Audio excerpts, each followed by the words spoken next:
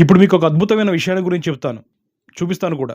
ప్రకృతి వ్యవసాయం వల్ల అధిక దిగుబడులు రైతు అదృష్టం మీద ఆధారపడింది మాత్రం కాదు. అది పూర్తిగా సైన్స్. ప్రకృతి తనకు తాను సహజ సిద్ధంగా తయారు చేసుకున్న సైన్స్. మానవ మేధస్సుకు అందని సైన్స్. సహజ సిద్ధంగా భూసారం పెంచగలిగితే పైరు తనని తాను ఎలా మలుచుకుని 140 కిలోమీటర్ల ప్రచండ వేగాన్ని తట్టుకుని నిలబడిందో చూపిస్తాను. కెమికల్ ఫార్మింగ్ చేస్తున్న పొలాలని నేల కొరిగితే ప్రకృతి వ్యవసాయం చేస్తున్న పొలాలు ఎందుకు బలంగా నిలబడ్డాయన్న విషయాన్ని మీకు చూపిస్తాను. మనం అది కేవలం ఆ రైతుల అదృష్టం అనుకుని ఉండొచ్చు. మనం తేలిగ్గా తీసుకున్న ఈ విషయాన్ని ఆస్ట్రేలియన్ శాస్త్రవేత్త మాత్రం తేలిగ్గా తీసుకోలేదు.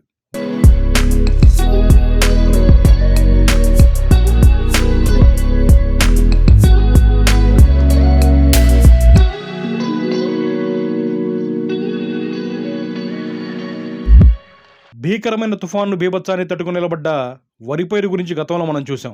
సాంప్రదాయ వ్యవసాయాన్ని సవాలు చేస్తూ ప్రకృతి వ్యవసాయాలు అధిక దిగుబడిని సాధిస్తూ మిచోంగ్ తుఫానుని కూడా తట్టుకుని రైతులకు అండగా నిలిచిన కథనాన్ని మీరు మన సస్యశ్యామలం ఛానల్లో చూశారు. కొంతమంది అది ఆ రైతుల అదృష్టం, అందరికీ అలా జరగదని సర్ది చెప్పుకుని ఉంటారు. కానీ ఇక్కడ ఎవరూ ఊహించిన అద్భుతం జరిగింది. మనం అంతగా పట్టించుకొని ఈ విషయం ప్రపంచ శాస్త్రవేత్త దృష్టిని ఆకర్షించింది. గత డిసెంబర్లో ప్రచండ మిచోంగ్ తుఫాను దాటికి 1000 ఎకరాల వరి పైర్లు నీట మునిగాయి. కానీ ప్రకృతి వ్యవసాయం చేస్తున్న వరి పొలాలు మాత్రం తుఫాను గాలులు భీకర వర్షాన్ని ఎంజాయ్ చేశాయి. మొక్క ఒరగకుండా గింజ రాలకుండా సాంప్రదాయ వ్యవసాయ విధానాలతో కుదేలవుతున్న రైతుల ముందు ప్రకృతి సాగు చేస్తున్న రైతును సగర్వంగా నిలబెట్టాయి.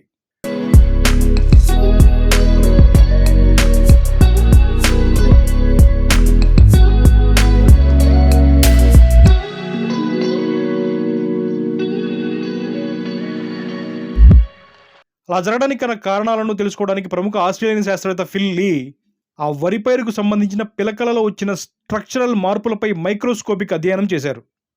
ఆంధ్రప్రదేశ్ రైతు సాధికార సంస్థ ఆధ్వర్యంలోని నేచురల్ ఫార్మింగ్ విభాగం ద్వారా ప్రకృతి వ్యవసాయం చేస్తున్న పొలాల్లోని వరి పైరు శాంపిల్స్తో పాటు ఆ పక్క పొలాల్లో జరుగుతున్న కెమికల్ ఫార్మింగ్ వరి పైరు శాంపిల్స్పై ఫిల్ లీ అధ్యయనం చేశారు. వేసింది ఒకటే రకం, పక్క పొలాలు. కానీ ఒకటి తుఫాను దాటికి తలంచితే వేరొకటి తలెత్తుకు ఎలా నుంచుంది అన్న ప్రశ్నకు సమాధానాన్ని ఆయన మన ముందుంచారు.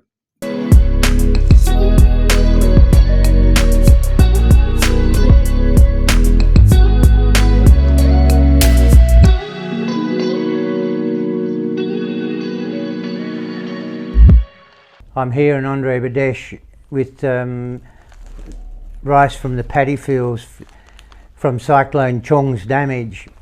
And on the right here we've got the chemical farming, and on the left we have the natural farming. What actually happened with Cyclone Chong is this paddy fields, they went down and laid like that on the ground, and this one, natural farming, just stood up right beside it. And what we've done, put these straws through the microscopes that I brought over from Australia. The visuals will actually tell the story without me going much further on it. On the left side here, the cell structure of the natural farming, because that there, and on the right here we've got the chemical farming, is our proof of the strength of those straws, and why this one here on my right has gone like that and lodged, and this one on the left stood up like that and didn't move in Cyclone Chong. So it's just showing that this plant in the natural farming has got a lot more turgor pressure than the chemical farming side. So that gives that plant a lot bigger. In the straw is a lot thicker, and in the chemical farming the straw is about as thick as my fingernail. The people that lost their crops in Cyclone Chong, I feel desperately sorry for them, but natural farming side by side is absolutely no question. And if people question it, the photographs of the visual of where the crops are lodged and the natural farming standing up, and these photographs of the straw, then I'm not too sure what people are seeing. It's just proving that the strength of the natural farming was far superior to the chemical farming. Because when I heard about the cyclone, I asked if they could get some straw for me, because I said there was going to be a great story.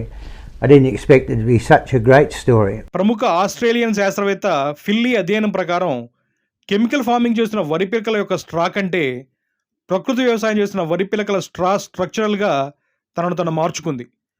బలంగా గదుల వంటి నిర్మాణంతో తనను తాను తయారు చేసుకుని ప్రకృతి వైపరీత్యాలను తట్టుకుని నిలబడింది. మరి ఇదే వెరైటీ వేసిన కెమికల్ ఫార్మింగ్లోని వరి పైరు మాత్రం నాసిరకమైన స్ట్రక్చర్తో ఉంది. ఈ స్ట్రక్చర్ నిర్మాణంలోని తేడానే కెమికల్ ఫార్మింగ్ వరి పైరు నేలకొరిగేలా చేసి రైతు కళ్ళల్లో శోకం నింపితే, న్యాచురల్ ఫార్మింగ్ చేస్తున్న రైతు కుటుంబాల్లో ఆనందాన్ని నింపింది. ఇలాంటి మార్పు బస్తాలకు బస్తాలు ఎరువులు చల్లడం వల్ల రాదు. ప్రకృతి అనుగుణంగా భూమిని సారవంతం చేసుకుంటూ సాగు చేస్తేనే సాధ్యమవుతుంది. ఇప్పటికైనా రైతులు నిర్ణయించుకోవాలి, ఎటువంటి వ్యవసాయ విధానం మన జీవితాల్లో వెలుగు నింపుతుందోనని.